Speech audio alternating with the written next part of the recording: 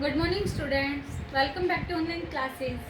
सो students, हमारी जो class 6 है उसका हमारा चैप्टर 6 चला हुआ है, चेंजेस अराउंड अस। ठीक है बच्चों, तो लास्ट वीडियो में बच्चों मैंने आपको लॉन्ग क्वेश्चन करवाए थे एक्सरसाइज के, वो आपने फेयर नोटबुक के अंदर राइट डाउन कर लिए होंगे और लर्न भी कर लिए होंगे। ठीक है, सो आज हम करेंगे बच्चों आपकी बुक में जो दिए गए हैं मल्टीपल चॉइस क्वेश्चन, मतलब चूज द करेक्ट आंसर के क्वेश्चन हैं पेज नंबर 91 पे। पेज नंबर 91 निकालो बुक में, और आपको जो मल्टीपल चॉइस क्वेश्चन है बच्चों वो बुक के अंदर ही फिल करने हैं, राइट डाउन नहीं करने। ठीक है, तो स्टार्ट करते हैं हमारे चूज द करेक्ट आंसर के क्वेश्चन। डी पार्ट दिया गया है एक्सरसाइज है। सबसे पहली बात तो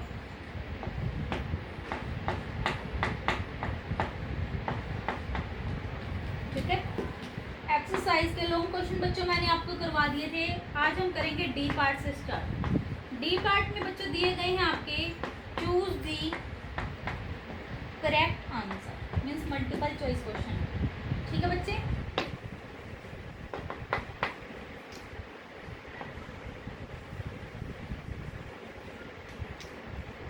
so choose the correct answer में फर्स्ट क्वेश्चन दिया गया है melting of ice is an example of. जो मेल्टिंग ऑफ आइस है वो एक किसका एग्जाम्पल है? कौन सा ऑप्शन दिए गए हैं? Rapid change, periodic change, chemical change या फिर रिवर्सिबल चेंज। हमें पता है कि जब मेल्ट हो जाती है आइस उसको किस चीज़ का एग्जाम्पल है? रिवर्सिबल चेंज का। हम उसको रिवर्स कर सकते हैं, बिल्कुल कर सकते हैं। ठीक है, तो इसी वजह से फर्स्ट क्वेश्चन का आंसर जो आएगा बच्चों वो आएगा डी ऑप्शन। क्वेश्चन क्या था? Melting of ice is an example of ठीक है, ये क्वेश्चन है बच्चों, तो इसका आंसर है ऑप्शन डी। डी ऑप्शन क्या है? Reversible change. क्या है? Reversible change. ठीक है बच्चे, ये हो गया हमारा फर्स्ट क्वेश्चन। सेकंड क्वेश्चन है मल्टीपल चॉइस क्वेश्चन में digestion of food is an example of. जो फूड हम डाइजेस्ट करते हैं वो किसका एग्जाम्पल है? ऑप्शंस दिए गए हैं बच्चों, irreversible change, reversible change, temporary change या फिर ऑल ऑफ दीज। तो हमें पता है कि जो फूड डाइजेस्ट हो जाता है वो हमारा किसका एग्जाम्पल है? एक इरिवर्सिबल चेंज का। हम उसको दोबारा से अनडाइजेस्ट नहीं कर सकते, so it is an example of irreversible change. So इसका आंसर आएगा सेकंड का A option, irreversible change. Question क्या था? Digestion of food, digestion of food is an example of। Answer is option A. Option A क्या है? Irreversible change.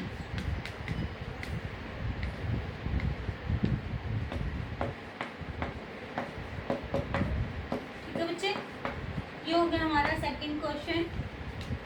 Third question दिया गया है चूज द करेक्ट आंसर में, पेज नंबर नेक्स्ट है हमारा 92। Souring of milk is. Souring क्या होता है? खट्टा होना। कि दूध जब खट्टा हो जाता है तो वो किस टाइप का चेंज है? Souring of milk is. Sour का मीनिंग लिखा बुक में, खट्टा होना। ठीक है, ऑप्शंस दिए गए हैं desirable change, periodic change, irreversible change, reversible change. कि अगर दूध खट्टा हो जाता है मीन्स फट जाता है तो उसका वो किस चीज़ का एग्जाम्पल है? इरिवर्सिबल का। हम उसको दोबारा से टेस्टी नहीं बना सकते, so it is an example of irreversible change. Option आएगा थर्ड क्वेश्चन का आंसर सी। थर्ड के सी ऑप्शन भी आप टिक कर सकते हो। सी ऑप्शन दिया गया है इरिवर्सिबल चेंज। ठीक है बच्चे, irreversible change. Fourth question is, fourth question क्या है बुक में? On heating metals. जब हम मेटल्स को हीट करते हैं बच्चों, सॉरी, ऑन हीटिंग, तो क्या होता है? मेटल्स क्या हो जाते हैं, ठीक है। ऑप्शंस दिए गए हैं बच्चे, expand, contract, are not affected, catch fire. तो हमें पता है कि जब हम क्या करते हैं, मेटल्स को हीट अप करते हैं तो वो एक्सपेंड हो जाते हैं। तो फोर्थ क्वेश्चन है जो हमारा, उसका जो आंसर है आप टिक कर सकते हो ए। फोर्थ का ए आंसर है हमारा, ए ऑप्शन पे आप टिक करो, एक्सपेंड। फोर्थ का ए ऑप्शन है, क्या है ए ऑप्शन बच्चों, एक्सपेंड, ठीक है। फिफ्थ क्वेश्चन है, लास्ट है हमारा, चूज द करेक्ट आंसर में। An irreversible change among the following is, इनमें से इरिवर्सिबल चेंज कौन सा है। ऑप्शंस दिए गए हैं, melting of wax, tearing of paper, burning of candle, या फिर फ्रीजिंग ऑफ वाटर। तो जो बर्निंग ऑफ कैंडल है बच्चों वो इरिवर्सिबल चेंज है। सो आंसर इज फिफ्थ का क्या आएगा, सी ऑप्शन पे आप टिक कर सकते हो, बर्निंग ऑफ कैंडल। क्या था क्वेश्चन, एन इरिवर्सिबल चेंज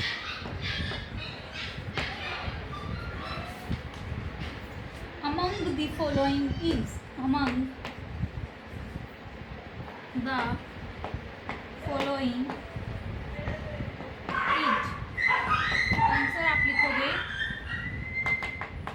सी पे आप टिक कर सकते हो बच्चों, बर्निंग ऑफ कैंडल। सी क्या है ऑप्शन, बर्निंग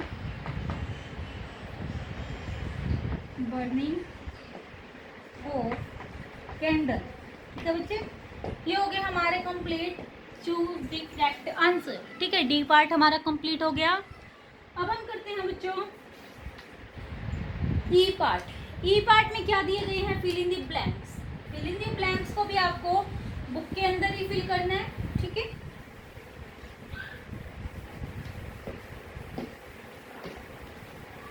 सो पढ़ो, फिल इन द ब्लैंक्स में सबसे पहले क्या दिया गया है, फर्स्ट स्टेटमेंट क्या है,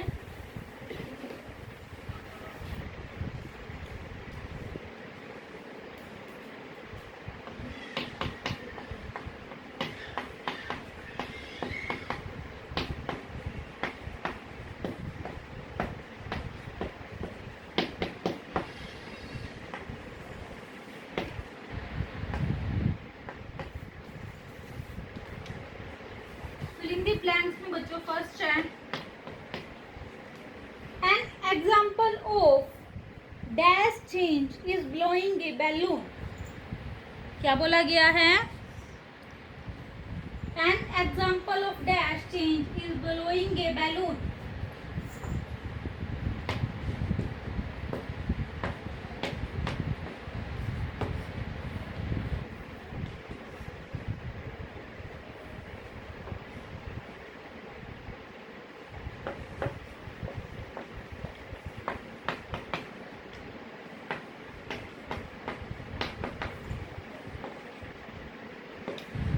कि अगर हम किसी भी गुब्बारे को फुला देते हैं तो उसको किस चीज, कौन सी चीज का एग्जाम्पल है बच्चों, तो आंसर आपको पता है कौन सी चीज है, वो रिवर्सिबल।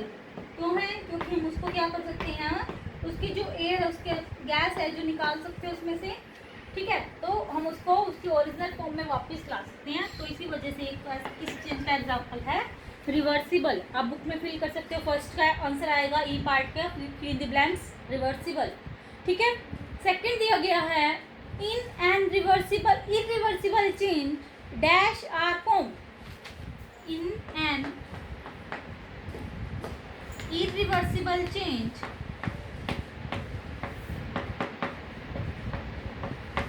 Dash are form. एक इरिवर्सिबल चेंज में बच्चों क्या फॉर्म होता है, क्या फॉर्म होता है इरिवर्सिबल चेंज में, न्यू सब्सटेंस। तो आंसर आएगा सेकंड फिलअप का, न्यू सब्सटेंस, न्यू सब्सटेंस, ठीक है। ये हो गया हमारा सेकंड फिलअप, ठीक है बच्चे। अब है थर्ड फिलअप, देखते हैं क्या है, burning of cracker is a dash change. जब हम बर्न करते हैं पटाखे को, पटाखे फोड़ते हैं, तो वो कैसा चेंज है बच्चों, आंसर आएगा इसका इरिवर्सिबल चेंज। तो लिखते हैं बर्निंग ऑफ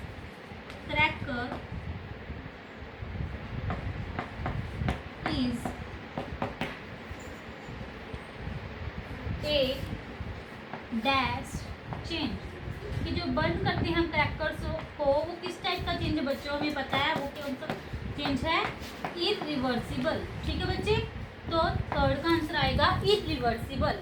ओके, फोर्थ दिया गया है फिलअप बुक में, देखिए most metals dash on heating, बहुत सारे जो मेटल्स है हीटिंग पे वो क्या हो जाते हैं, एक्सपैंड। तो हमें पता है क्या आंसर आएगा इसका, expand. Most metals dash on heating, कि हम क्या करते हैं जब मेटल्स को हीट अप करते हैं तो वो क्या हो जाते हैं बच्चों, एक्सपैंड। तो आंसर आ गया एक्सपैंड। ठीक है, फिफ्थ फिलअप है बच्चों, last. Glowing of a tubelight is a dash change, जब हम ग्लो करते हैं किसी भी ट्यूबलाइट को वो किस टाइप का चेंज है बच्चों, रिवर्सिबल। क्या आएगा इसका आंसर, रिवर्सिबल। सो लिखते हैं glowing of a tubelight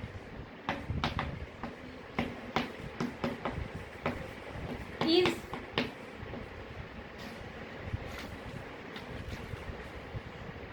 A dash change. तो लिखते हैं आंसर लास्ट का आएगा फिफ्थ का, रिवर्सिबल।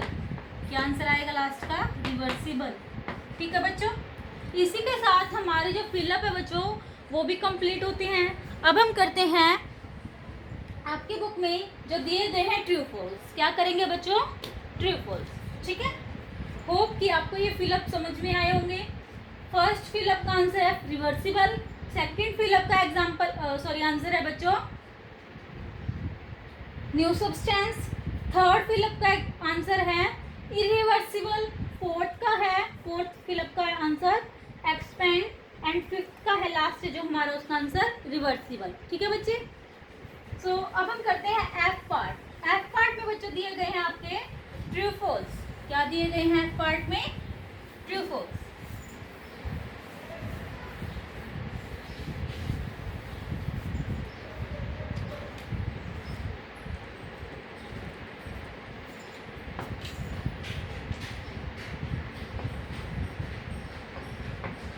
एफ पार्ट है, क्या लिखा गया है बुक में, स्टेट ट्रू और फॉल्स, कि जो स्टेटमेंट बच्चों ट्रू है उसको ट्रू लिखना है उसके आगे, और जो फॉल्स है उसके आगे फॉल्स लिखना है। ठीक है, so first true false is, book में देखिए, no new substance is formed in a reversible change. First क्या है, no new substance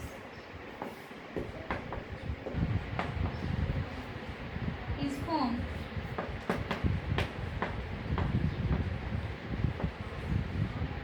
in a reversible change, in a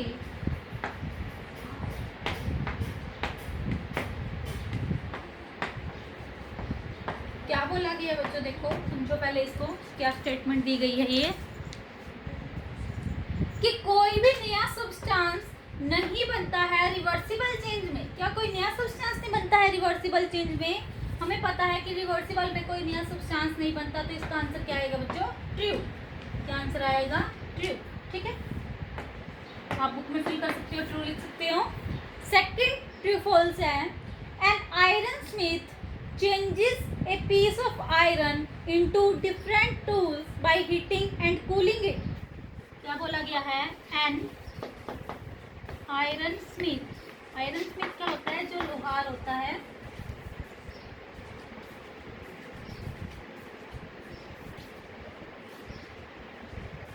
changes a piece of iron, changes a piece of iron into different tools, into different tools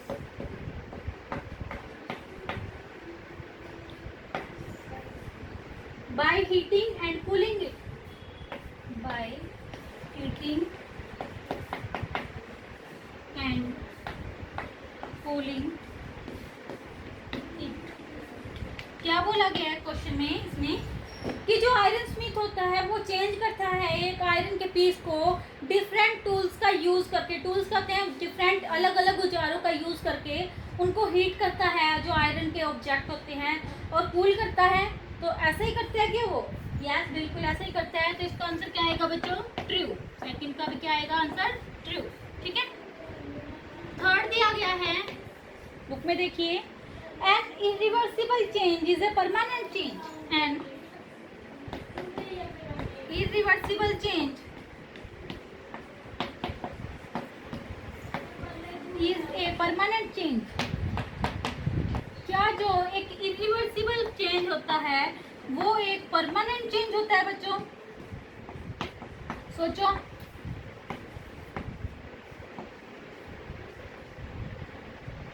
बिल्कुल होता है। तो लिखेंगे हम true, क्योंकि हम क्या नहीं कर सकते, रिवर्स तो नहीं कर सकते ना, दोबारा से नहीं कर सकते, तो परमानेंट ही हो गया। तो थर्ड का आंसर भी क्या आएगा बच्चों? ट्रू। फोर्थ दिया गया है बुक में, देखो, our growth is an example of reversible change. Our growth is an example of reversible change.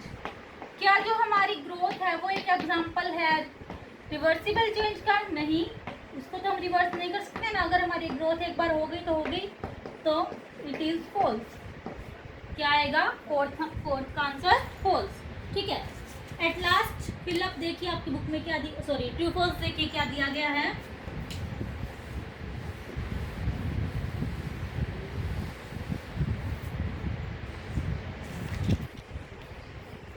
Generally, most temporary changes are reversible, whereas most permanent changes are irreversible। क्या बोला गया है? Generally, most temporary changes are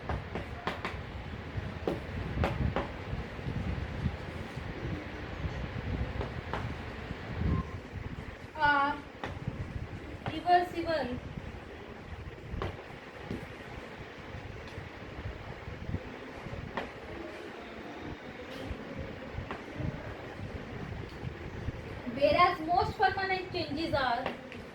whereas most permanent changes are irreversible।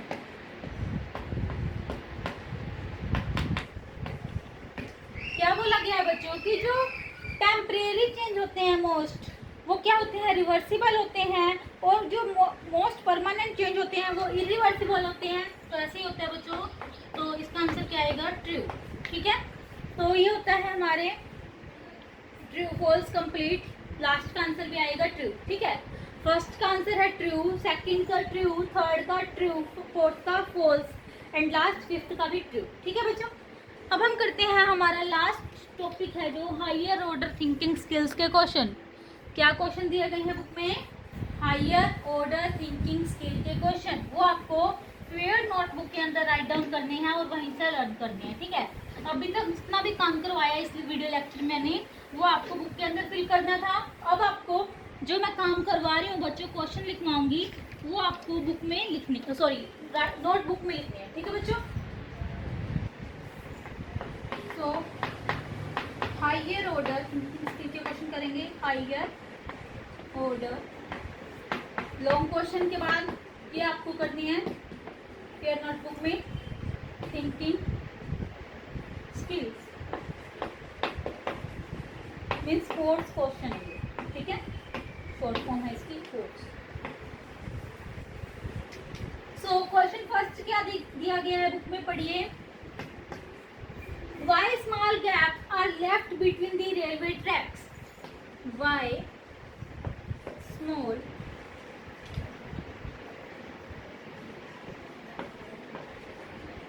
gaps are left between the railway tracks? कि क्या बोला गया question में कि जो छोटे छोटे गैप होते हैं रेलवे ट्रैक्स के बीच में, वो वहाँ पे क्यों होते हैं, उनको वहाँ पे क्यों छोड़ा जाता है उन गैप्स को, ये बोला गया है। तो इसका आंसर करते हैं बच्चों हम।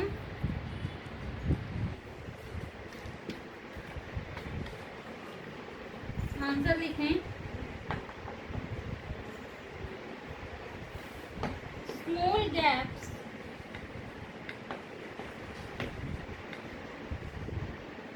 are left between the railway tracks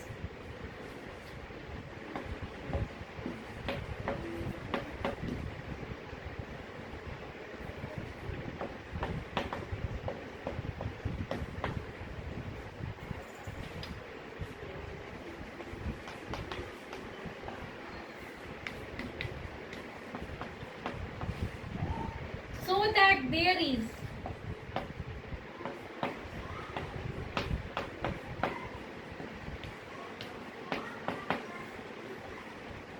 sufficient margin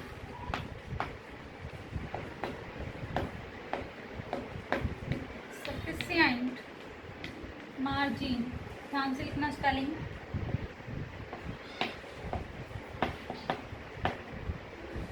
for the tracks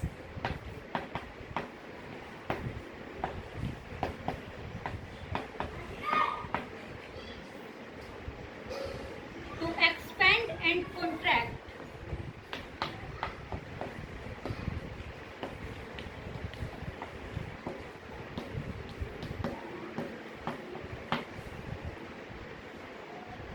due to the temperature changes, due to the temperature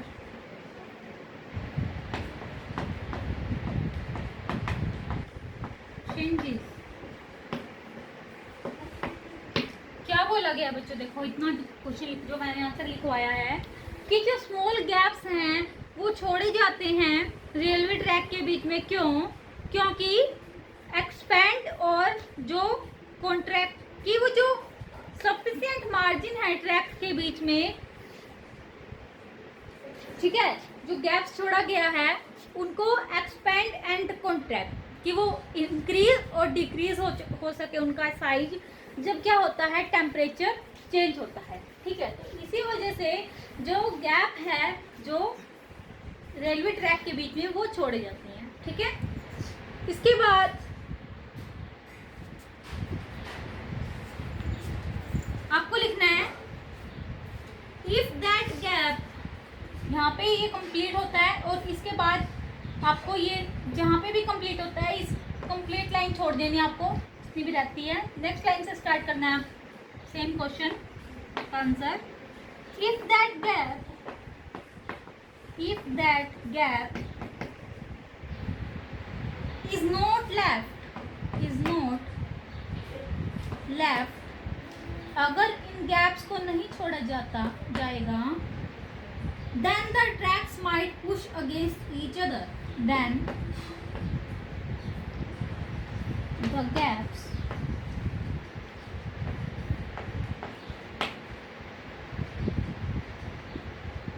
then the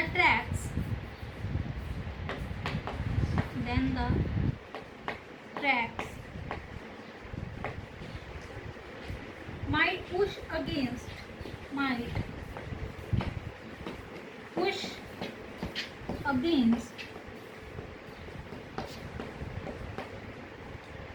each other, ऊपर लिखना बच्चों, बाकी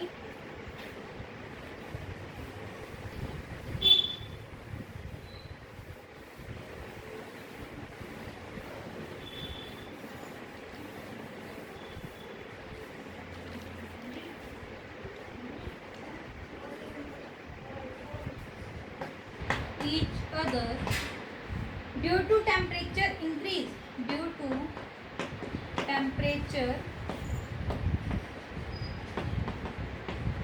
increase,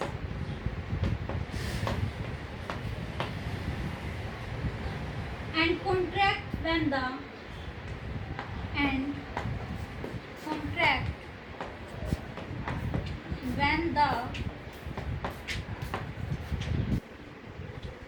temperature temperature decreases, when the temperature decreases, इतना हो गया। ये समझाती हूँ एक बार कि अगर जो ये गैप है इनको नहीं छोड़ा जाता तो ट्रैक्स हैं आपस में क्या करेंगे, पुश करेंगे एक दूसरे को। किस वजह से कि टेम्परेचर क्या होगा, जब इंक्रीज होगा तो वो एक दूसरे को पुश करेंगे और कॉन्ट्रैक्ट करेंगे जब टेम्परेचर डिक्रीज होगा, मीन्स कम होगा। ठीक है, इंक्रीज का मतलब होता है ज़्यादा होना और डिक्रीज का मतलब होता है बच्चों कम होना। ठीक है, सो इसके बाद लिखना है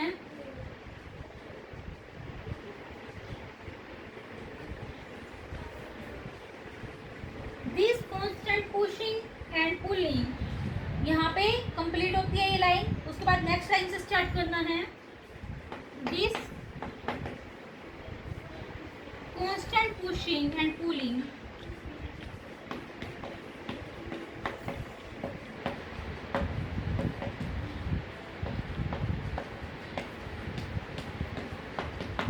जो ये कांस्टेंट पुश हो रहा है, मीन्स धक्का दिया जा रहा है आपस में और ये आपस में खींच रहे हैं, पुल का मतलब हो रहा है खींचना, against each other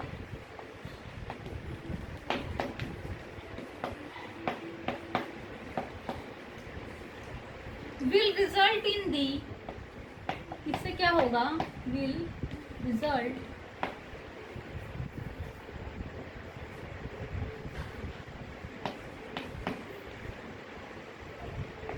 will result in the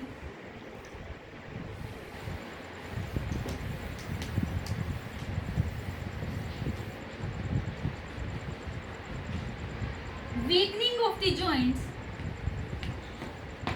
weakening of the joints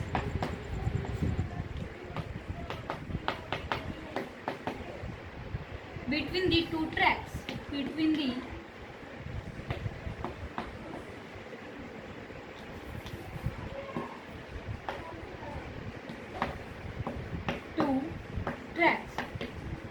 last में क्या बोला गया बच्चों, देखो कि जो ये कांस्टेंट पुश और पुल हो रहा है अगेंस्ट ईच अदर, इससे क्या होगा, रिजल्ट क्या होगा कि जो वीक हो जाएंगी joints between the two tracks, दोनों ट्रैक्स के बीच में क्या हो जाएगा, अगर ये पुश और पुल कांस्टेंट होता रहा तो इससे क्या हो जाएगा, वीक हो जाएंगे वो जॉइंट्स। ठीक है, तो इसी के साथ हमारा जो ये क्वेश्चन है बच्चों ये कंप्लीट होता है। लास्ट क्वेश्चन है हमारा, बुक में देखिए, last question is question second है higher order thinking skill question का। Can cracker burn in Diwali, can cracker burn in Diwali be reused, क्या जो हम क्रैकर को बर्न करते हैं, जलाते हैं दिवाली को, उनको रीयूज्ड किया जा सकता है।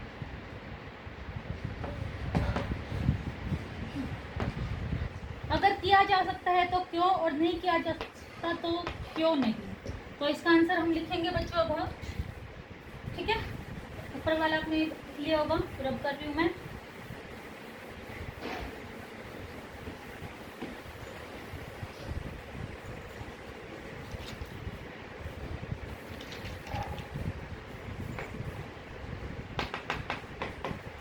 Crackers once burned, crackers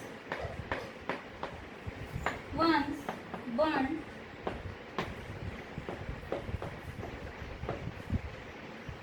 cannot be reduced, cannot be reused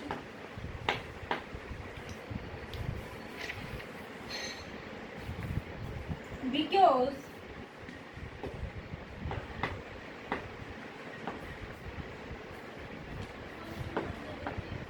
burning of cracker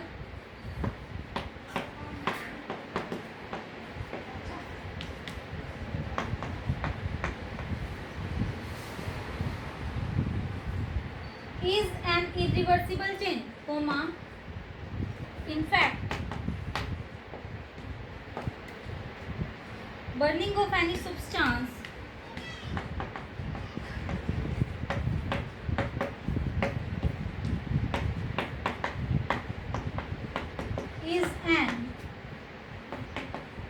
irreversible change.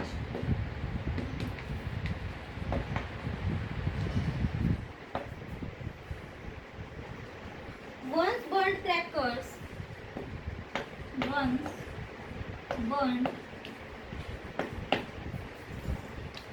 crackers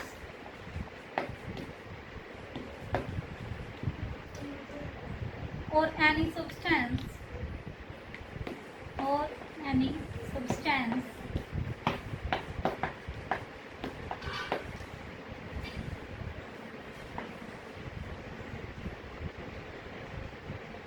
change into ash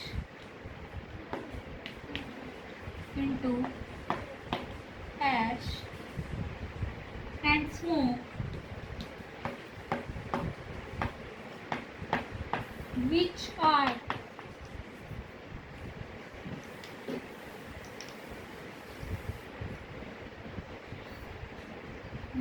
entirely different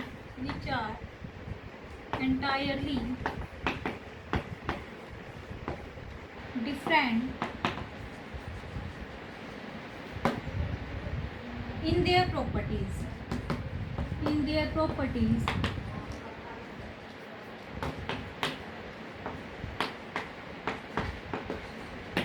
from the original substance.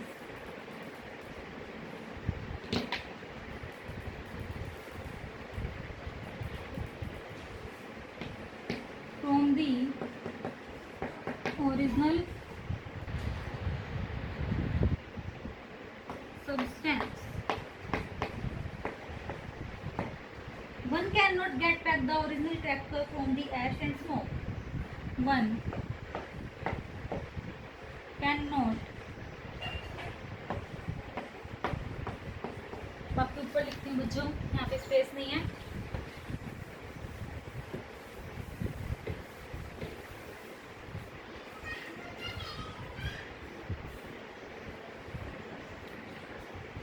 Get back the original cracker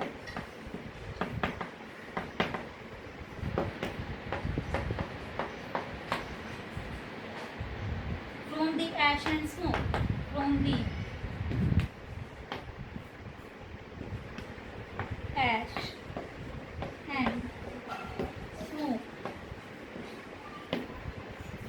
ये होता है बच्चों हमारा question complete. ये question आपको समझा देती हूँ कि जब हम बर्न करते हैं क्रैकर को तो उनको हम रीयूज नहीं कर सकते, क्योंकि जब क्रैकर बर्न कर देते हैं या फिर किसी भी सब्सटेंस को अगर हम बर्न कर देते हैं तो वो एक इरिवर्सिबल चेंज है. अगर एक बार क्रैकर या किसी भी सब्सटेंस को बर्न कर दिया बच्चों तो उससे क्या होता है, ऐश या फिर स्मोक प्रोड्यूस होता है, जो क्या होता है, डिफरेंट होता है एक दूसरे से. उसकी जो प्रॉपर्टीज़ है वो बिल्कुल डिफरेंट होती हैं जो ओरिजिनल सब्सटेंस होता है उससे. ठीक है, इसी वजह से हम दोबारा से ओरिजिनल सब्सटेंस को प्राप्त नहीं कर सकते अगर हमने किसी भी चीज़ को बर्न कर दिया. तो बच्चों इसी के साथ हमारे जो ये क्वेश्चंस है हायर ऑर्डर थिंकिंग स्किल्स के क्वेश्चन वो कंप्लीट होते हैं और हमारा ये लेसन भी कंप्लीट होता है. होप कि आपको ये लेसन कंप्लीट समझ में आया होगा और आपको इससे सारे के सारे क्वेश्चंस लर्न भी करने हैं बच्चों. ठीक है, सो थैंक यू बच्चों and have a nice day.